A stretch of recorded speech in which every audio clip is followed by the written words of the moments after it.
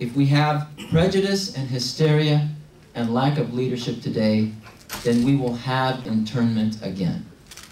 And some people are arguing we already have internment. There are about 3,000 people throughout America that are missing. My father, like many Nisei men of his generation, has tucked somewhere in his bedroom drawer a Purple Heart. And it symbolizes a blood sacrifice paid on battlefields of Europe to free his family. In the fervor of those times, there was also a call for Japanese Americans to comply with their imprisonment without protest.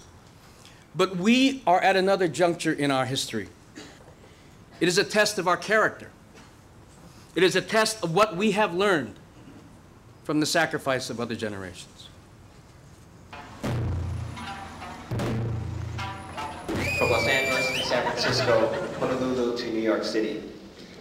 The Day of Remembrance commemorates President Franklin Roosevelt's signing of Executive Order 9066 on February 19, 1942. EO 9066 led to the removal of 120,000 men, women, and children of Japanese ancestry from the West Coast and their incarceration in America's concentration camps. Well, you know, today's program carries the theme Race, Prejudice, War, Hysteria, Failure of Political Leadership Then and Now. And it's fitting that we focus in on comments made by Representative Howard Coble.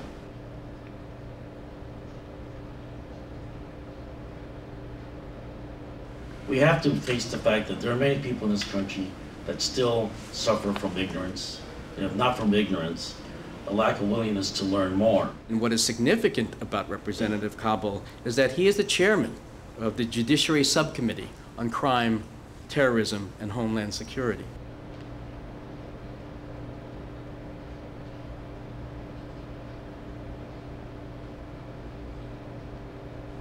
Howard Coble has disqualified himself from being a public servant in our nation's capital. The president had all the information needed to make the right decision. And based upon the information he was able to bring to light, one would have to surmise that our president at that time made a political decision, not out of military necessity. The comments of the congressman, are particularly poisonous in this atmosphere, and they are not comments that can be met with silence. When Trent Lott made his statements, very quickly, President Bush was out there trying to distance himself from this guy, and no one's felt the need to distance himself from this guy, Coble. Where is George Bush? Where is the Republican Party? The silence of George Bush, the silence of the Republican Party is deafening.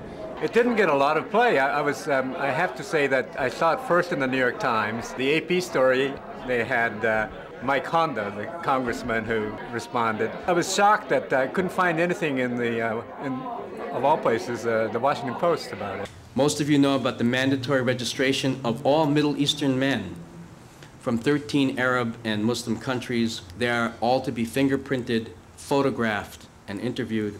Well, in 1940, there was also an Alien Registration Act, and that was before Pearl Harbor.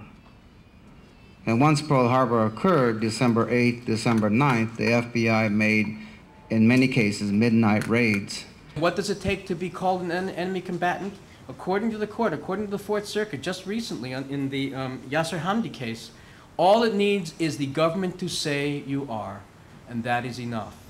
So we are talking about the cloth of legality here, the mantle of legality, in which long traditions of civil liberties and our protections are being quietly curtailed, assaulted, taken away, and as yet, very, very few people have stood up and said no.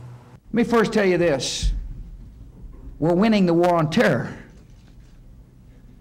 We've hauled in thousands of terrorists. They're captured. They're off the street. They're not a problem.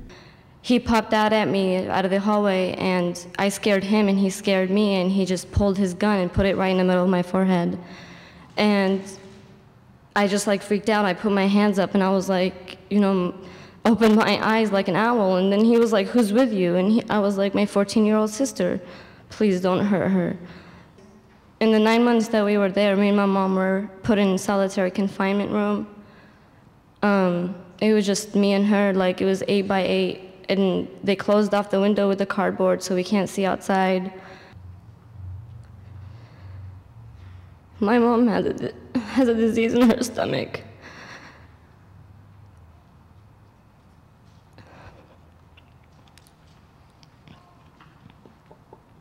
She ended up going to the hospital 11 times, and the last time, the 11th time, she died. She stopped breathing on me for like 5 minutes, and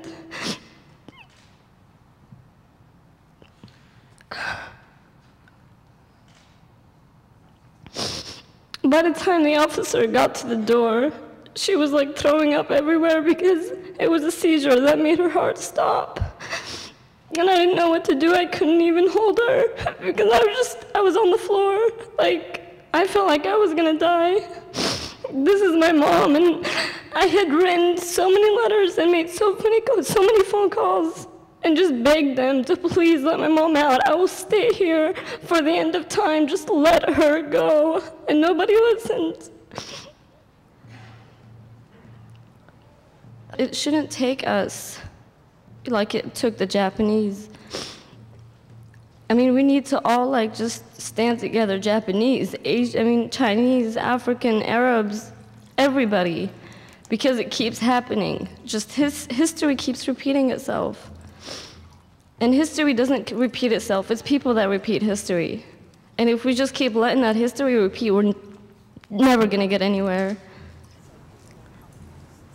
These are difficult times, and answers are not clear. But I do know if we do not retain these fundamental values, any victory over terrorism will be a hollow one, if it comes at all. It is our political birthright to dissent. It is our historical legacy. It is our duty as Americans. We should not be fighting a war against terrorism abroad only to lose the war for civil rights at home. We must never forget that most Americans allowed our incarceration without challenge.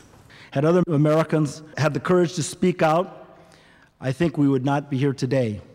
We will stand with our Muslim American brothers and sisters, our Arab American brothers and sisters. We will speak out to stop the violence and the discrimination. We will reject racial profiling. We will dissent when our consciences demand. We will oppose the attack on civil rights. We will stand together and achieve a true redress victory for all Americans. We will not let history repeat itself.